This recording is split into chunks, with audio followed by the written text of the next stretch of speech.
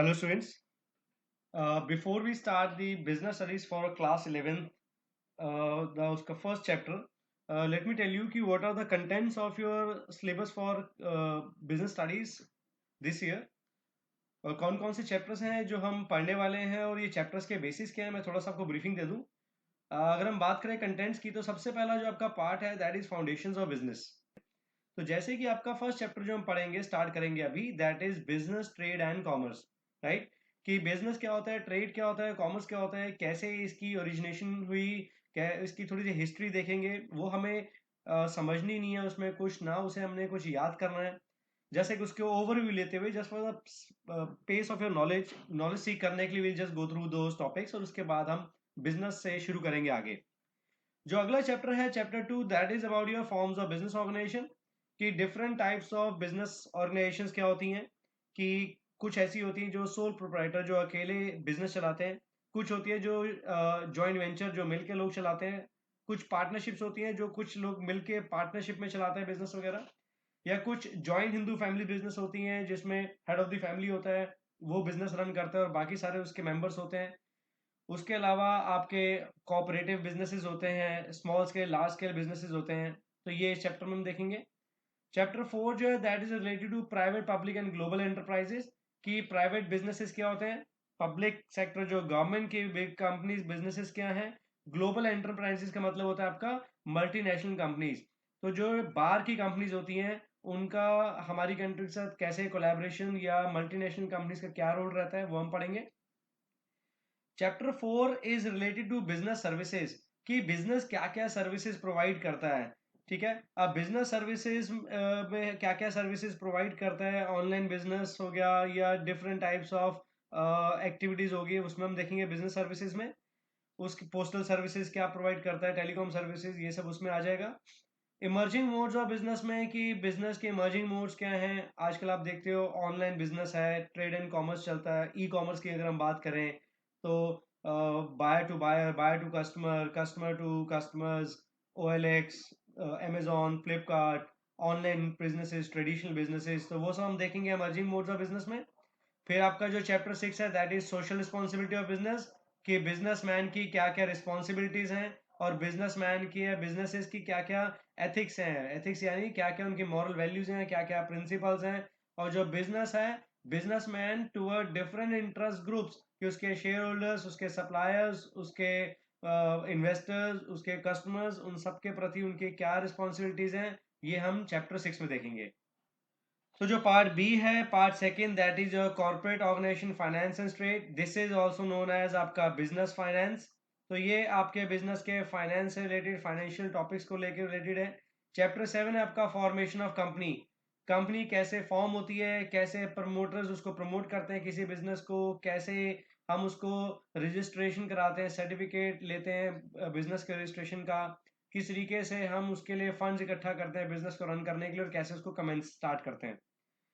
Chapter 8 is very important, that is source of business finance, के business को चलाने के लिए पैसा कहाँ कहाँ से आता है। आप अपना पैसा लगाते हो या बाहर से आप लोन लेते हो, शेयर्स क्या होते हैं, डिबेंचर्स क्या होते हैं, तो ये सब टॉपिक्स हम बिजनेस फाइनेंस में पढ़ेंगे। चैप्टर 9 हो गया आपका स्मॉल बिजनेस एंड एंटरप्रेन्योरशिप। अब इसमें ये जो टॉपिक है स्मॉल बिजनेस, ये आपका टॉपिक लास्ट ईयर ऐड हो गया था, entrepreneurship.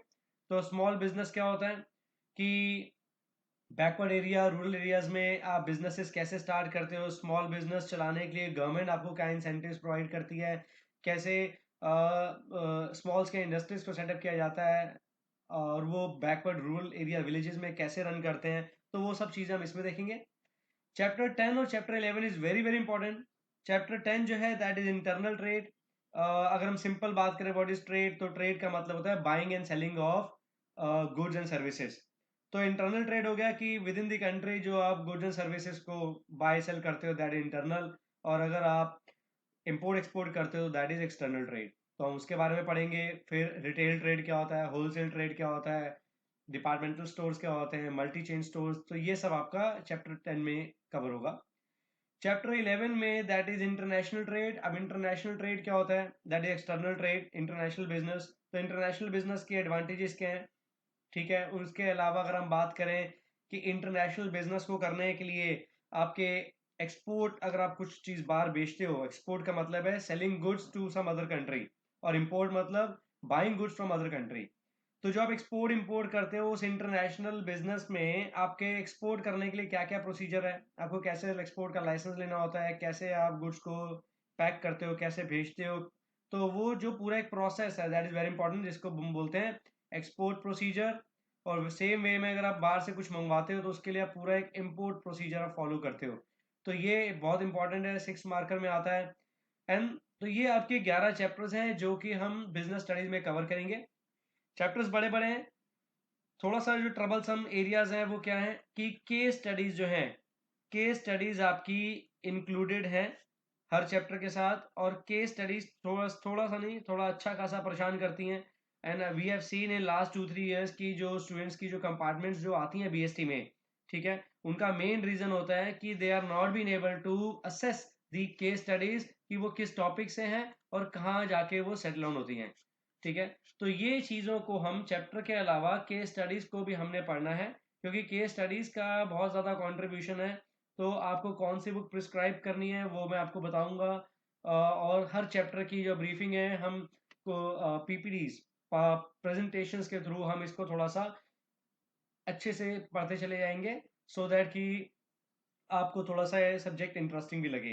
And we'll take some kind of different examples as well in every chapter, so that become more convenient for you to evaluate the case studies.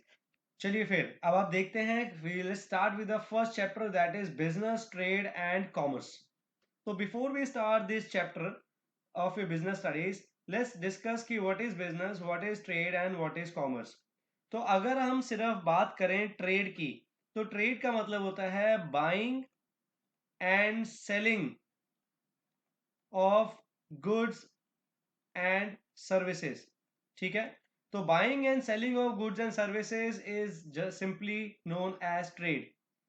Then what is commerce? The buying and selling of goods and services done at large extent और large level. तो large level पे, large extent पे जब हम business को, जब हम trade को बाय सेल करते हैं गुड्स एंड सर्विसेज को, तो that is known as commerce, right. Then what is business? Business का मतलब है a certain activity, an activity done by businessman or person, an activity done by businessman or person for earning profit.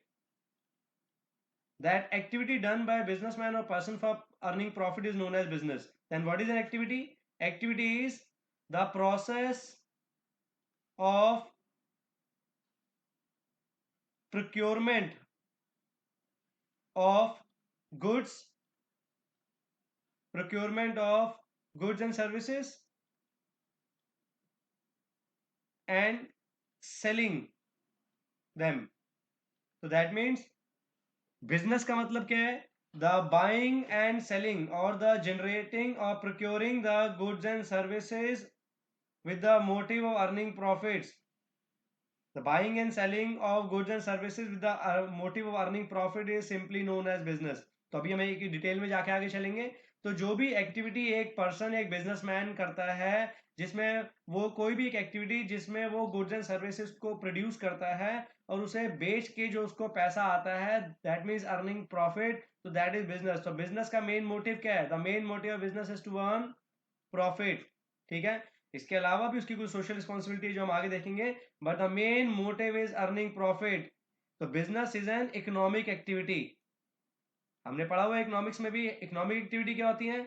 Economic activities are those activities which are done to make profits. तो profits या income generate करने के लिए जो एक्टिविटीज की जाती हैं, that is called economic activity. तो business is an economic activity which is done to earn profits, और trade is simply buying and selling of goods and services, and commerce is buying and selling of goods and services done at a larger level. तो that is your simple terms में commerce, right. तो अब हम देखेंगे थोड़ा सा इसके बारे में, इसकी हिस्ट्री। अगर हम सेक्शन पहला उठाएं, history of trade and commerce, तो अगर आपको मैं थोड़ा सा पिक्टोरियल तरीके से बताता चला जाऊंगा, आपको इसको याद नहीं करना है, कोई इसमें समझने वाली चीज नहीं है, जस्ट एक तरह से आपको नॉलेज पर्पस के लिए आपको थोड़ा सा इसको एक रीडिंग देनी है। तो सेक्शन पहले में history of trade and commerce, अगर आप पिक्चर को देखें तो यहाँ ये आपके एंशियंट टाइम, पुराने टाइम की अगर हम बात करें तो this is like a market. आप देख सकते हैं कि लोग बाग हैं, किस तरीके से जो है आपका मार्केट में उनका आना जाना चल रहा है, ठीक है।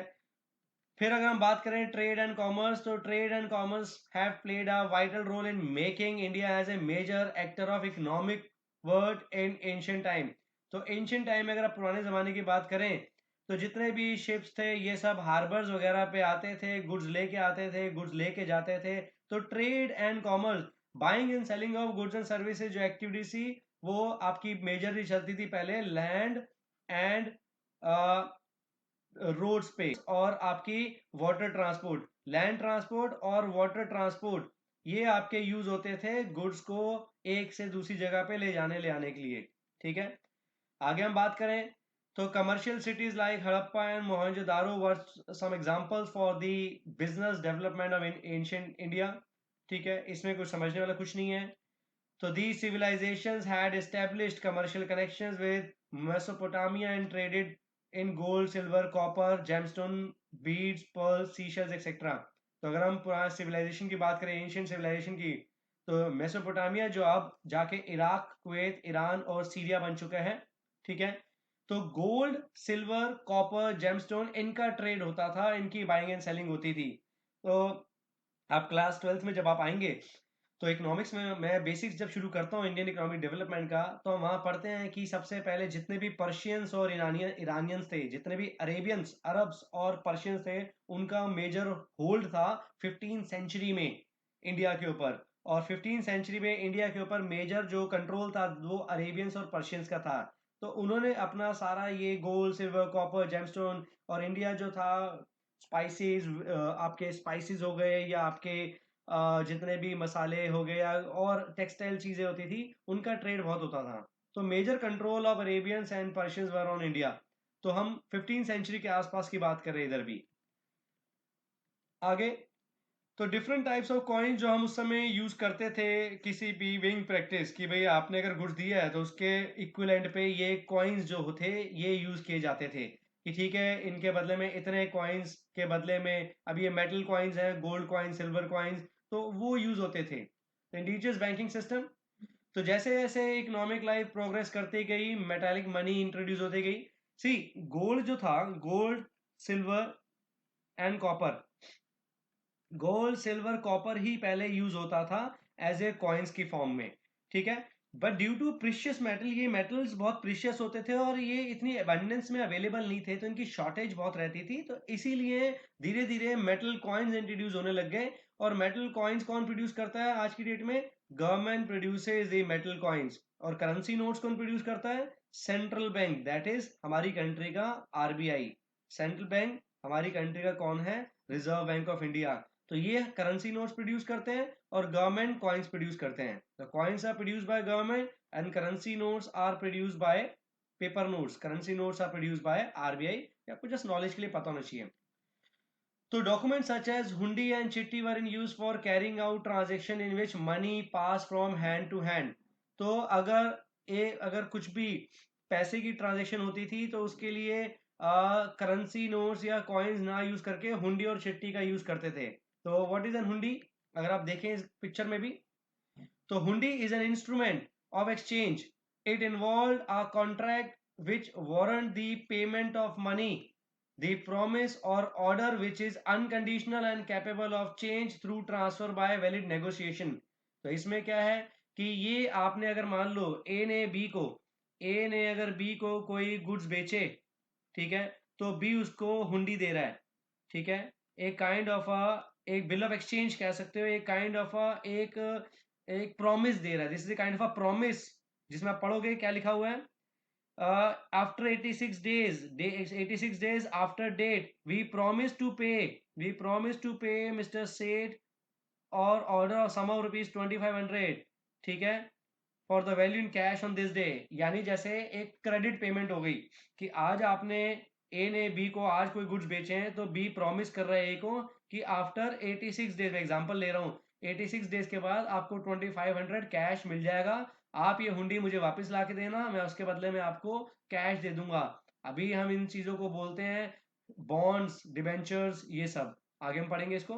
तो यहाँ पर हम 2500 अमाउंट की बात करें फॉर एग्जाम्पल, तो अगर ए ने बी को गुड्स बेचे हैं 2500 के, तो बी ने एक हुंडी, एक उनको एक पेमेंट की एश्योरेंस दी है कि भाई हम आपको आफ्टर 86 डे, ट्रांजेक्शन का टाइम पीरियड है, उस टाइम पीरियड के बाद आपको हम ये पे कर देंगे, राइट। ओके, सो अब इसमें और क्या है, आगे कहता है कि Indian banking system, banking system जो था, it played a prominent important role in landing money and financing domestic and foreign trade with currency and letter of credit. अब करेंसी तो हो गया आपका पेपर नोट्स, कि आप करेंसी में डील कर रहे हो, क्योंकि मॉडर्नाइजेशन जब होने गया था, तो मॉडर्नाइजेशन में करेंसी पेपर नोट्स इंट्रोड्यूस किए गए थे हर कंट्री में। जैसे यूएस के लिए डॉलर्स इंट्रोड्यूस किए गए, इंडिया के लिए आपके इंडियन रुपी है, और यूके के लिए आपका पाउंड चलता है, या आपका जापान के लिए, आपके जापान में आपका सपोज येन चलता है, ठीक है, येन चलता है। तो अलग अलग करेंसीज हैं अलग अलग कंट्री की जिनको हम ट्रेड करते हैं। और लेटर ऑफ क्रेडिट, ये मैं आपको डीपली बाद में एक्सप्लेन करूंगा, यहाँ आपको कट शॉर्ट में बताया था। जैसे वह हुंडी की बात की थी हमने कि एश्योरेंस देने के लिए, यहाँ letter of credit bank to bank चलता है, this works with the bank to bank. अब जैसे इंडिया ने कोई यूके में गुड्स एक्सपोर्ट किए, कुछ माल एक्सपोर्ट्स किया यूके में, और यूके में जो इंपोर्टर बैठा है, इंडिया के एक्सपोर्टर ने यूके के इंपोर्टर को माल एक्सपोर्ट किया, तो यूके का जो इंपोर्टर है उसने प्रॉमिस किया एक्सपोर्टर को कि मैं आपको पेमेंट तब दूंगा जब गुड्स हमारे डॉक पे मेरे पास पहुंच जाएंगे। तो उसकी एश्योरेंस के लिए letter of credit, LOC, LC बोलते हैं, तो लेटर ऑफ क्रेडिट इशू कर दिया इस इंपोर्टर, यूके के जो इंपोर्टर है उसके बैंक ने एक्सपोर्टर, इंडिया के एक्सपोर्टर के बैंक को एक लेटर ऑफ क्रेडिट इशू कर दिया, जिसका मतलब है कि आपका माल जैसे ही हमारे पास पहुंचेगा, तो ये बैंक जो है, ये जो इंपोर्टर का बैंक है वो एक्सपोर्टर के बैंक को पेमेंट कर देगा, ठीक है। तो letter of credit is a kind of assurance which is held in the hands of exporter of India, कि I have been making the export transaction, तो एक सर्टेन टाइम पीरियड के बाद मुझे पैसा मिल जाएगा, ठीक है। तो this was later of credit. So with the development of banking, people began to deposit precious metals with lending individuals functioning as a bankers or safe. फिर हम बात करते हैं राइज ऑफ इंटरमीडिएटरीज। इंटरमीडिएटरीज क्या होते हैं? मिडलमैन। Intermediaries are middleman. तो middleman कौन होते हैं? मिडलमैन हो गए आपके जो एजेंट्स होते हैं, ठीक है। कि जैसे ए ने अगर कोई बी को माल बेचा है, तो ए ने एक एजेंट हायर किया है, एजेंट इंटरमीडिएटरीज के थ्रू बी को माल बेचा, ठीक है। अब सपोज ए मैन्युफैक्चरर है, आपको जनरल बताता हूँ, ए माल प्रोड्यूस करता है, अब वो बी कस्टमर को नहीं जानता, लेकिन ए ने क्या, मैन्युफैक्चरर ने क्या किया, बीच में होलसेलर या रिटेलर को माल बेच दिया, जो कि एंड कस्टमर को आगे माल बेचेगा। तो यहाँ होलसेलर रिटेलर कौन है? मिडलमैन, जो मैन्युफैक्चर से माल लेते हैं और आगे कस्टमर को बेचते हैं, ठीक है। तो intermediaries played an important role in promotion of trade, they help the producers specially in foreign trade. Producer कौन होते हैं? मैन्युफैक्चरर, जो माल बनाते हैं। तो अब इंडिया में कोई मैन्युफैक्चरर बैठा है और बी जो है वो किसी दूसरी कंट्री में बैठा है, तो जो बीच में जो मिडिल मैन होंगे, वो मैन्युफैक्चरर से माल लेके दूसरी कंट्री में ट्रेड करेंगे। तो they consist of commission agents, brokers and distributor for wholesale and retail of goods.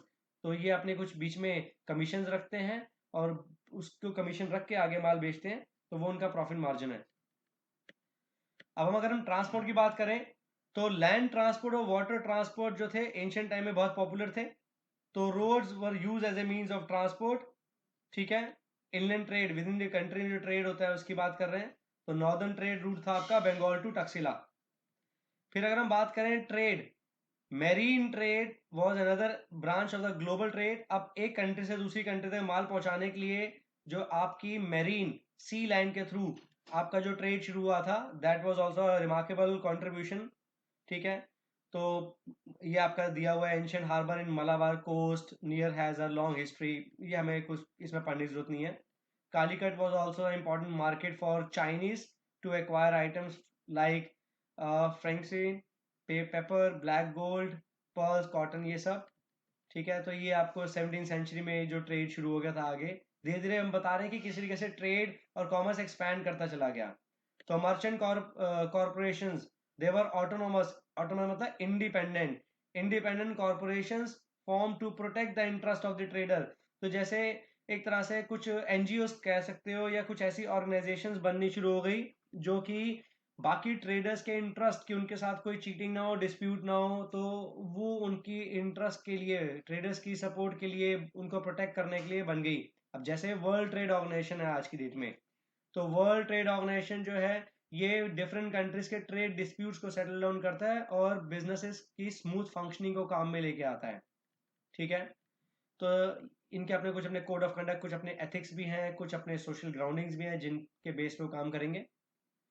अब अगर हम बात करें India in a world economy की, तो from first to 7th centuries India was estimated to have the largest economy in the world. तो शुरू से ही इंडिया जो था, इंडिया को जब हम बोलते हैं कि सोने की चिड़िया, तो इंडिया के पास इतने रिसोर्सेज थे कि अरेबियंस और पर्शियन ने इंडिया को ही चूज किया था ट्रेड करने के लिए, क्योंकि इंडिया की खुद की अपनी लैंड भी फर्टाइल थी, इंडिया के पास अपने खुद के नेचुरल रिसोर्सेज थे जो कि वर्ल्ड फेमस थे। तो the country was offered often referred as Swarna Bhumi, सोने की सोने की भूमि, Swarna Bhumi and Swarnadweep, by many writers and travellers like Megasthenes, ये सब दिए हुए हैं, इसमें कुछ खास पढ़ने वाला नहीं है। तो ड्यूरिंग 18th सेंचुरी, फिर 18th सेंचुरी में जैसे मैंने आपको पहले बताया कि ब्रिटिशर्स की जो थी हमेशा नजर रही थी इंडिया पे, तो British empire began to take roots to in India, क्योंकि ब्रिटिशर्स के पास यूरोप से जब इंडिया के गुड्स पहुंचते थे, तो ब्रिटिशर्स देखते थे कि यूरोप कंट्रीज में लोग काफी ज्यादा पैसा कमा रहे हैं इंडियन गुड्स को एक्सपोर्ट कर करके।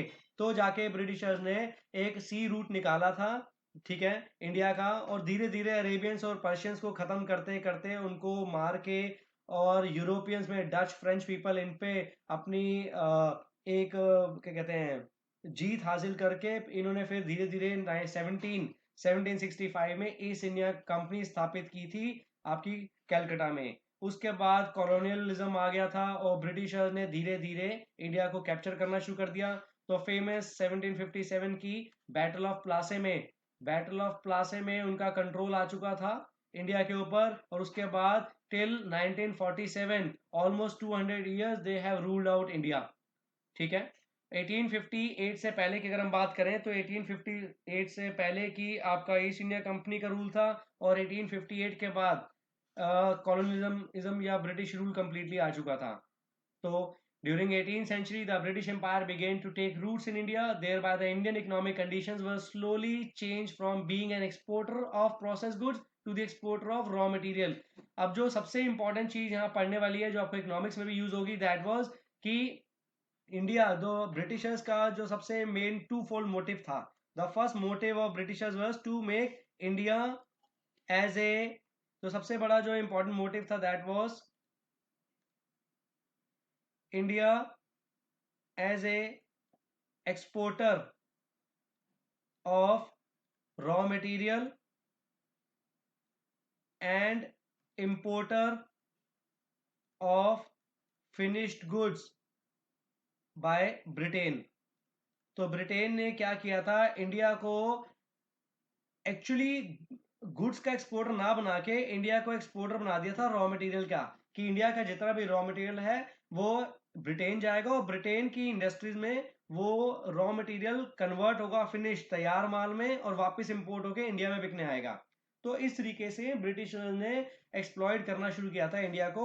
That was the main very important reason कि why Britishers came to India, to take all the raw materials of India to Britain and making India as a market of imported goods of Britain. ठीक है, तो यही चीज यहाँ लिखी हुई है। तो जो नेक्स्ट सेक्शन हम स्टार्ट करेंगे that is nature and concept of business, कि व्हाट इज बिजनेस, और इसके क्या कॉन्सेप्ट्स हैं, इसके क्या फीचर्स हैं, क्या क्या करेक्टरिस्टिक्स हैं, और कितने टाइप के बिजनेस होते हैं, कितने टाइप की इंडस्ट्रीज होती हैं। तो ये सब हम धीरे धीरे अब हम सेक्शन 2 में स्टार्ट करेंगे अपने नेक्स्ट लेक्चर में। Right, thank you so much.